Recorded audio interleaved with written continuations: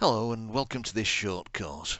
My name is Charles Kelham. I'm the Borough Archivist for Doncaster and have been since 2008. It's my privilege to host this introduction to a remarkable set of records acquired by Heritage Doncaster in 2017, thanks to funding from the Heritage Lottery Fund and a generous contribution from the Friends of the National Libraries. As part of a project devised in conjunction with the Heritage Fund, we're going to examine in some detail the earliest parts of these records to be written in English. I've been working with medieval and early modern documents as a student and in a professional capacity for the last 42 years. If I understand anything about the handwriting of these documents, not to mention their diplomatic meaning the structure and purpose of documents, I owe most of it to a series of distinguished scholars. I'm not going to attempt to name them all, because I don't want to run the risk of forgetting any of them. I shall mention only the great Gordon Donaldson, Sir William Fraser Professor of Ancient (Scottish) History and Paleography at Edinburgh University, who introduced me to the subject in 1978. I'm doing my best to make sure that his prejudices are passed on. I cannot, for example, translate the Latin rector as rector when it is used for the incumbent of a parish. The only proper word to use is parson.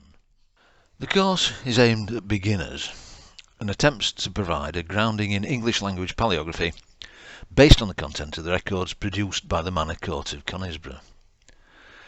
The likelihood is that its main appeal will be to those interested in the history of South Yorkshire.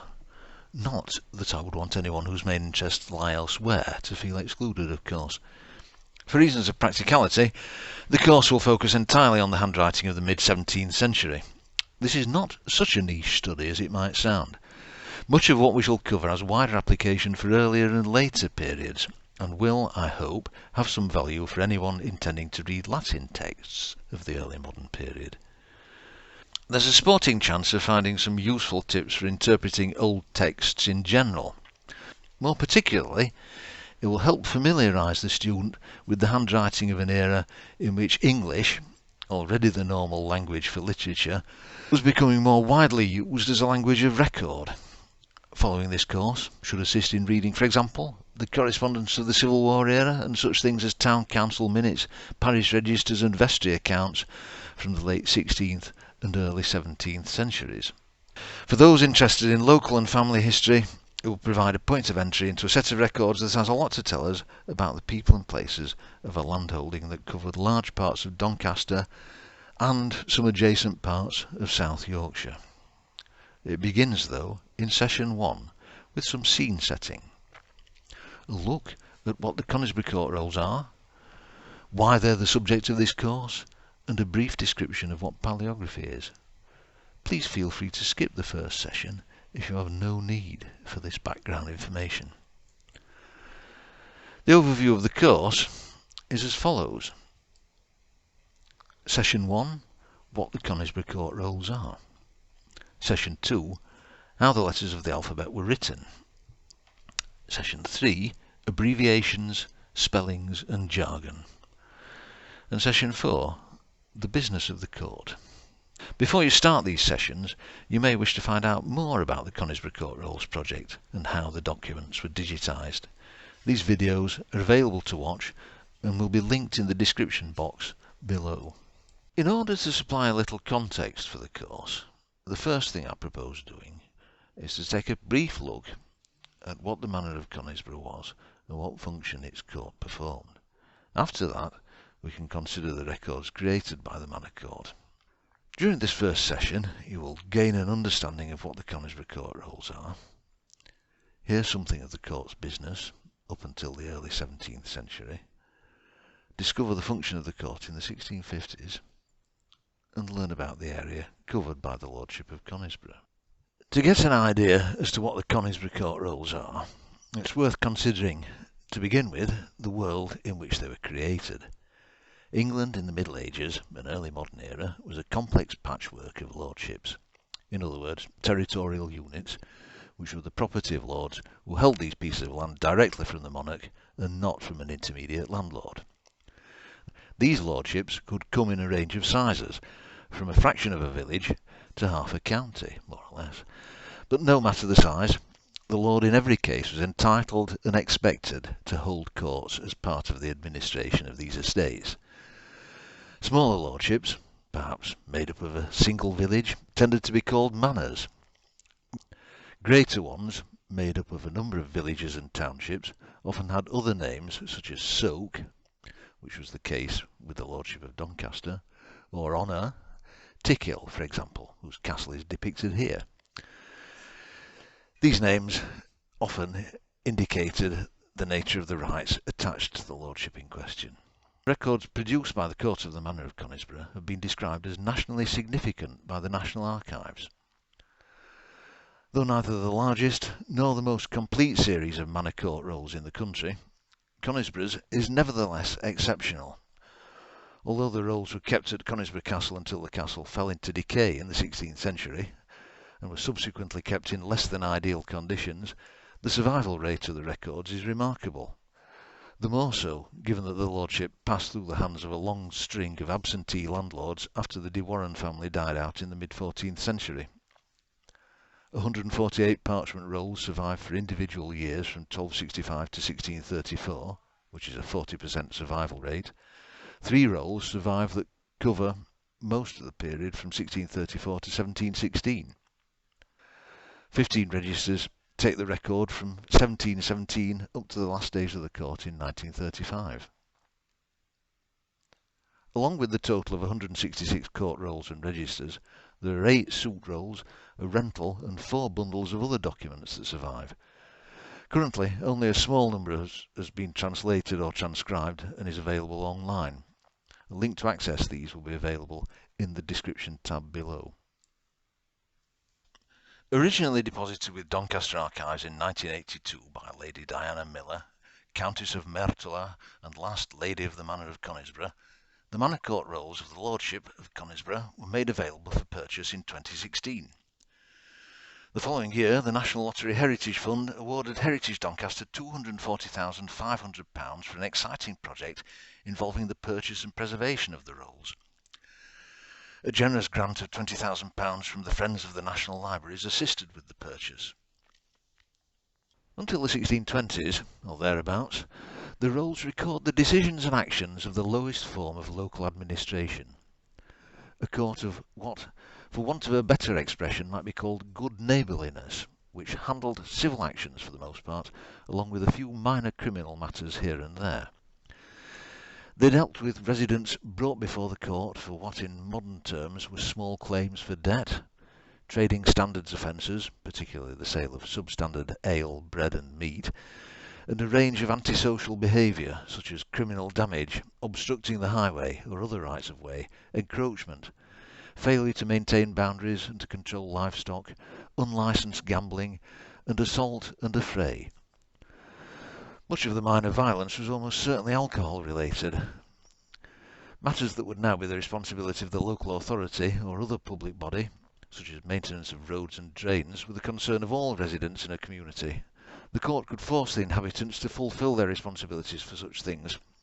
More serious offences, such as theft and ambush, occasionally make brief appearances before transferring to a higher court. It isn't just the type of offence that makes these documents such a wonderful resource, though. It's the fact that we see here people at the lower end of society doing mundane things, and for once we get to know them by name. For family historians too, the rolls can supply a wealth of information. Families can be traced through the rolls, especially when used in conjunction with other supporting documents, such as the 1379 poll tax. Some fascinating local surnames are brought to light.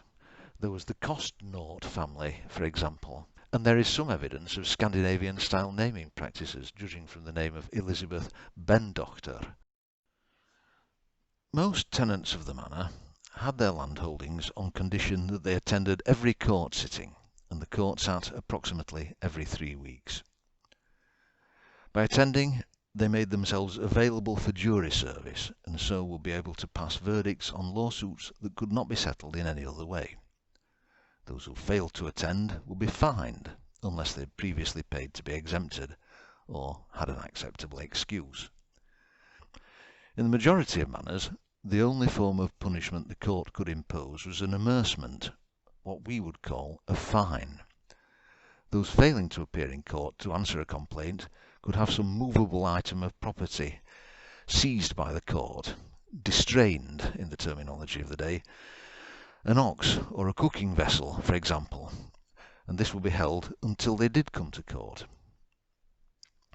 Aside from its judicial function, the other principal responsibility of the manor court was to handle the allocation and transfer of tenancies.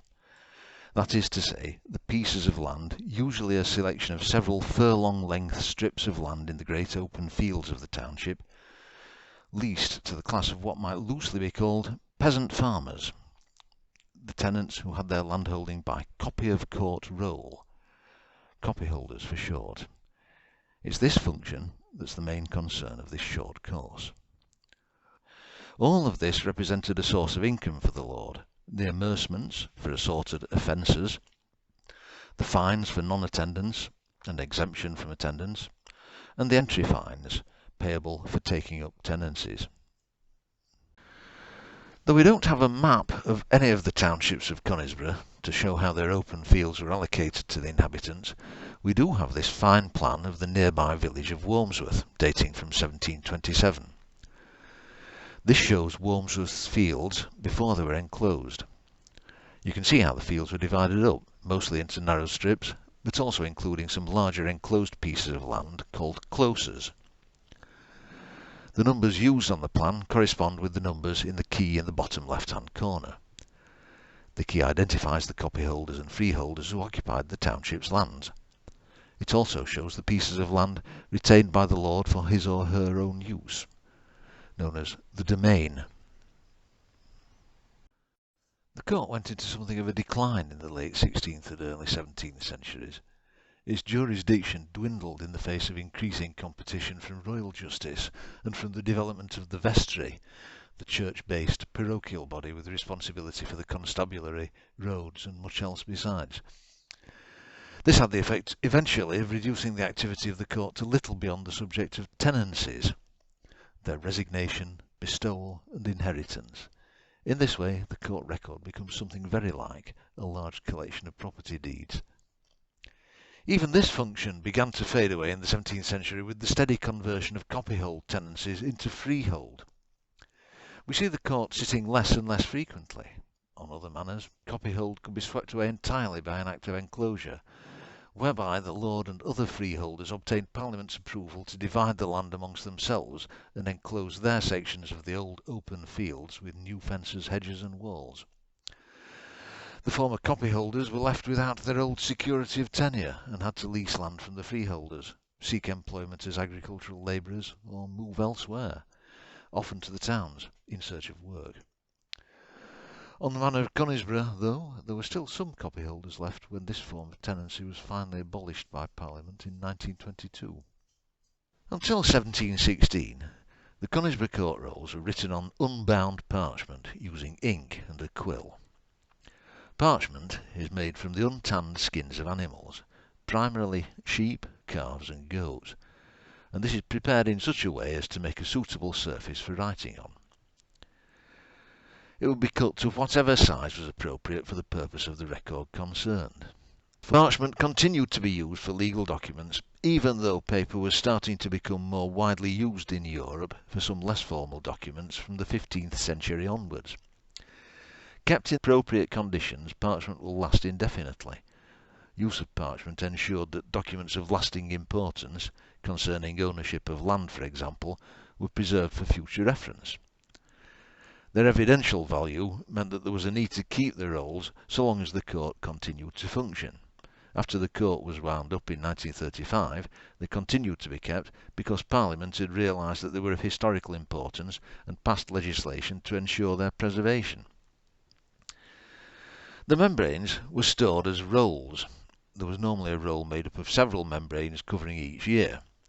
The court's year was, incidentally, not the calendar year we know, but the year from Michaelmas, which is the 29th of September in one calendar year, until the eve of Michaelmas, or 28th of September in the year following. Clerks would write the documents using ink and quills. The best quills were usually made from goose or swan feathers. Quill pens were commonly used throughout this era due to their compatibility with parchment. Before this, the reed pen had been used, but a finer letter was achieved on animal skin using a cured quill. The volumes that took over from the rolls in 1717 were also initially made of parchment, bound in book form between leather-covered boards.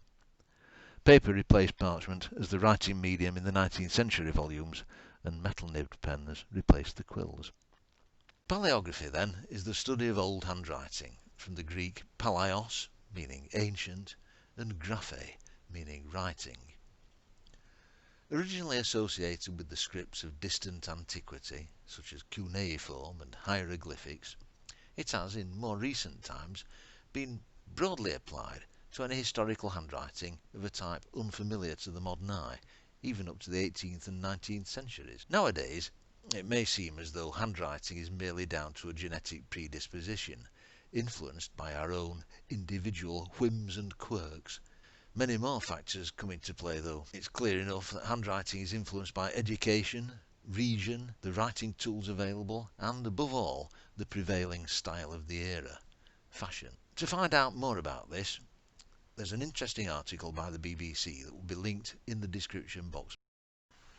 The Conisbrough court rolls can be difficult to read at a glance. You can get an idea from these images as to why this might be the case. To begin with, damage doesn't help, and the Conisbrough court rolls have sustained a fair amount of this over the years, mostly due to the way they've been handled and stored in the past.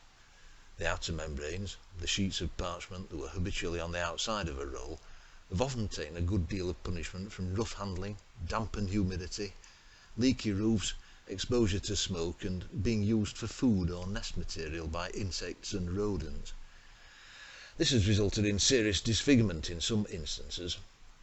The inner membranes, on the other hand, have generally suffered minimal damage, and many have survived virtually unscathed. So far, 60 rolls, made up of around 250 membranes, have been cleaned, flattened, and where required repaired in order to allow them to be digitised and so be read more easily. You can find out more about this process on the video in the description box below.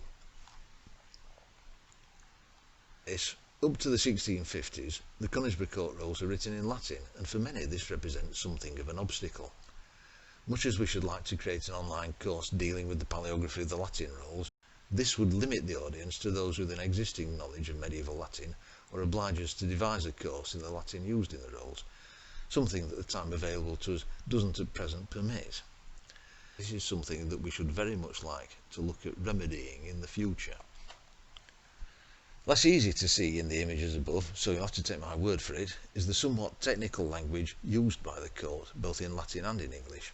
As you might expect, there is also some English vocabulary that would nowadays be viewed as archaic or even obsolete. This leaves us with the difficulties posed by the handwriting itself. Although the rolls for the mid-17th century and from 1733 onwards are written in English, the modern reader can still find reading them something of a trial, owing to the style of the writing and the abbreviations used by the clerks. By way of illustrating the nature of the record up to the 1650s, this and the next 3 slides pull out some features of possible interest from the first 3 centuries of the court's documented existence. This slide has a section from the roll of 1265 to 1266, which is, in fact, an account roll rather than a record of court proceedings. This first line reads, Conisbrough, Rogerus, Nicolaeus et Elias Prepositus, redunt compotum suum, which translates to, Conisbrough, Roger, Nicholas and Ellis the Grave render their account. In plain terms, this means that the Lord's local officers, one of whom is identified as a grave, or reeve, are going to give their account of the revenues of the lordship of Conisbrough. In the fragment of text we can also see the use of Roman numerals. Se decem libras, XVI, which translates as £16. This, I think, from the context, is money rather than weight. We can see here a style of handwriting rather different from that of a century before. As is only to be expected, The clerk who wrote this was using a characteristic handwriting style of the mid-14th century. The more cursive style favoured for administrative documents at this period allowed the clerk to write more quickly, and the writing tends to be smaller and more heavily abbreviated as well. You can still see the difference between the thick and thin strokes in this style, but this isn't as pronounced as in the previous extract. It's worth pointing out that this piece of parchment, or membrane, has more signs of dirt and damage than the earlier roll. You can see its grubby and ragged edges quite clearly. This is before conservation work had been done on the roll. The exposed ends of rolled documents were particularly vulnerable to rough handling and discoloration from smoke and other airborne grime. You can see in this image that the roll is being held flat by so-called snakes, which are leather tubes filled with lead shot. They're used because the parchment would spring back into a roll if it weren't weighted down. In common with most official documentation, the Conisbrough court rolls were dated by using the regnal year, in other words, the year of the monarch's reign. This could create difficulties on occasion. 1483, a year of 3 kings, posed particular problems for the clerk. We can see here in the box highlighted in red the last court sitting in the reign of Edward IV. It begins, Curia tenta ibidem nono die aprilis anno regni regis Edwardi quarti post conquestu et caetera vicesimo tertio. The court held there on the 9th day of April in the 23rd year of the reign of King Edward IV after the conquest. In the green highlighted section, you can see that the date hasn't been completed. It reads, Curia tenta ibidem ultimo die aprilis anno regni regis. The court held there on the last day of April in the year of the reign of King, followed by a blank space. News of Edward IV's death had evidently reached Yorkshire, but the identity of his successor had not yet been made known. For the following court, the clerk was still none the wiser, giving up after court held there in the year. At a later date, a different clerk, note the change in handwriting and lighter shade of ink, inserted Regni Regis Edwardi Quinti post conquestu et caetera primo, in the first year of the reign of King Edward V after the conquest, etc. By the next court sitting, recorded on the other side of the membrane, the short reign of Edward V has ended, and Richard III is known to have begun. Another reason why we have these documents conserved is illustrated here in the severe creasing. The springiness of the parchment makes it hard to flatten the creases out. You can see from this image that the heading of this document is much more decorative than you'd find in the rolls of earlier periods. It's unclear whether this was a paid-for extra or if the clerk simply took pride in his work. The rolls are essentially a functional record, and it's a little unexpected to see penmanship of this quality. The body of the text is in a typical mid-16th century hand, in this instance from the 8th year of Elizabeth I's reign. This paragraph documents the fines paid by some of the manor's landholders in order to exempt them from attending the court. The sums paid are recorded between the lines. 12p in the green circle for William Power contrasts with the 6p paid by John Hewitt, a disparity that could be a matter of rank, since William is called a gentleman, generosus, whereas John is not, though it might equally reflect a difference in the size of their landholdings. This membrane exhibits court hand, a style of handwriting that's found during much of the 16th and 17th centuries. Parliament's success in the Civil War opened up possibilities for change.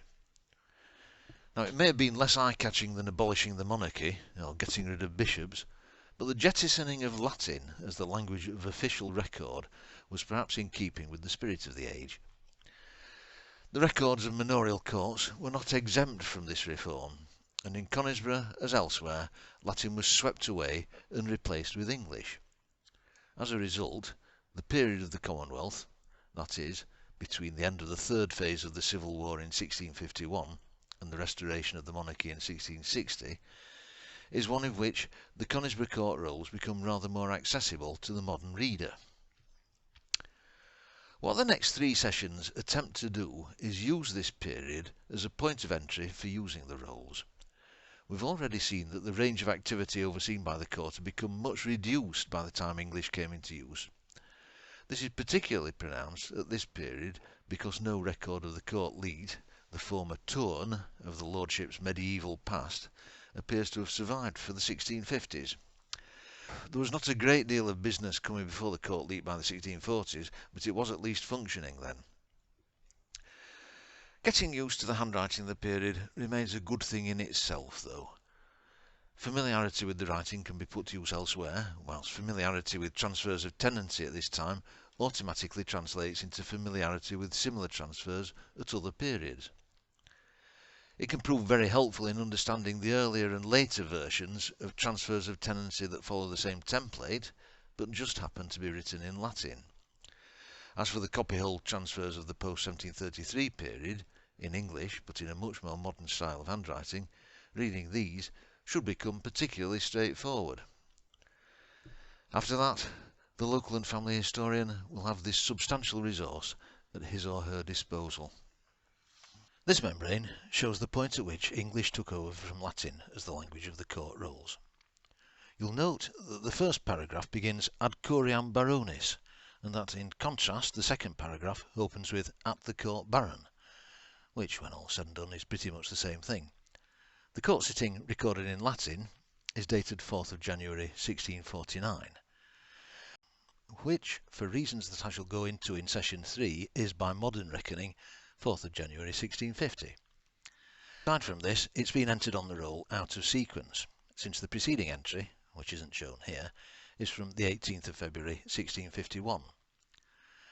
This seems to be because the clerk has coupled it with the record of the court sitting of 10th of April 1651. His reason being that they concerned the same landholding. The earlier entry found a copyhold in Braithwell vacant by the death of the occupier. The later one admitted the deceased's brother to the tenancy as his heir. But I'm afraid I'm muddying the waters here with these complications. The essence of the matter is that the court sitting recorded in English is dated 3rd of June 1651, and so we can say with some confidence that English was adopted in the lordship of Conisbrough in the late spring of that year. We can now go on to make the most of this opportunity that the record provides us with.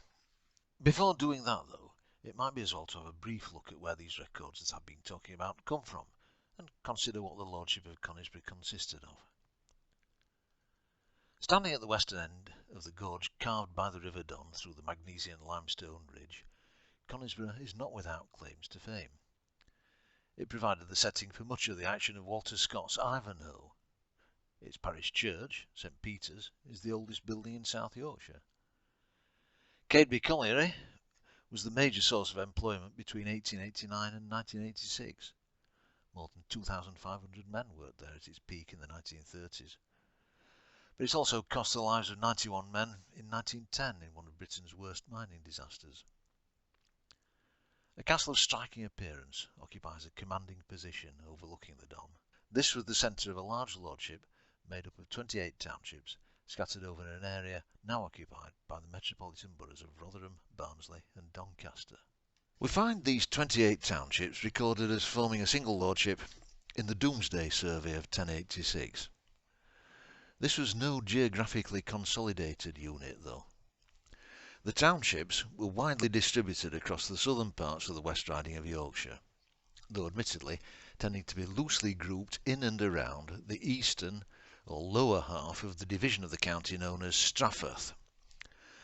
Along with Conisbrough itself, there were Anston, Aston, Orton, Barnborough, Bilham, Braithwell, Bramley, Bramwith, Clifton, Cusworth, Dalton, Dinnington, Edenthorpe, Fishlake, Griesborough, Hatfield, Harthill, Hoyland, Kirksandall, Longsandall, Ravenfield, Stainforth, Thorn, Tudworth, Wales, Whiston and Wilsick. Of these, the ones in italics had churches dependent on the mother church of Conisbrough St. Peter. By the middle of the 14th century, the original extent of the lordship of Conisbrough had shrunk. At the great tourn held at Michaelmas 1347, aside from Conisbrough itself, just the places listed above were mentioned as having tenants who owed suit of court to the lord. 13 townships had gone, and one, more than, had been gained. In the 17th century these places were still part of the lordship. Manorial rights might generally have been withering away, but they had not gone or been abolished. They could survive so long as the landlord wished to maintain them. In fact, this smaller group of townships remained part of the lordship until the last business relating to the winding up of the manor had been concluded in 1935, following the abolition of copyhold tenure in 1922. Mind you could say that they remain part of the lordship still.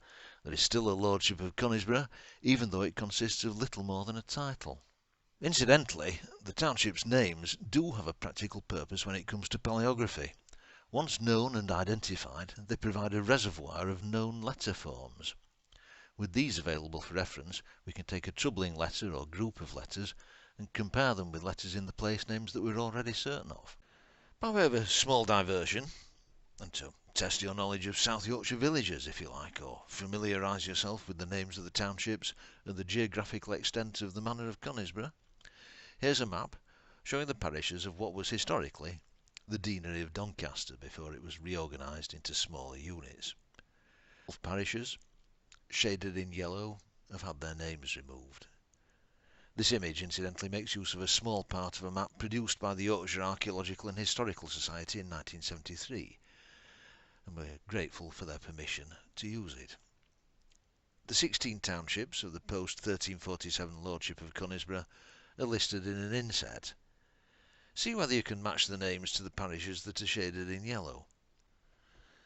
Just in case you'd formed the impression from what I've been saying that manorial courts were extinct, I should point out that here and there manorial jurisdictions have survived into modern times, and that some courts continue to function today.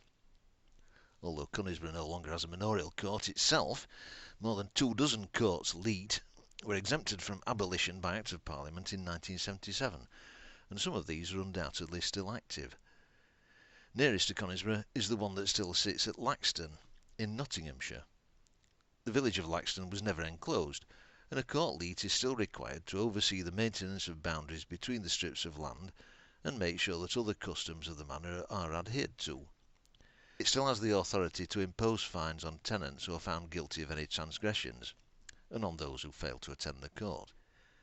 The fine for non-attendance isn't especially harsh, though. It hasn't been increased to take into account centuries of inflation, and at present it stands at 2p.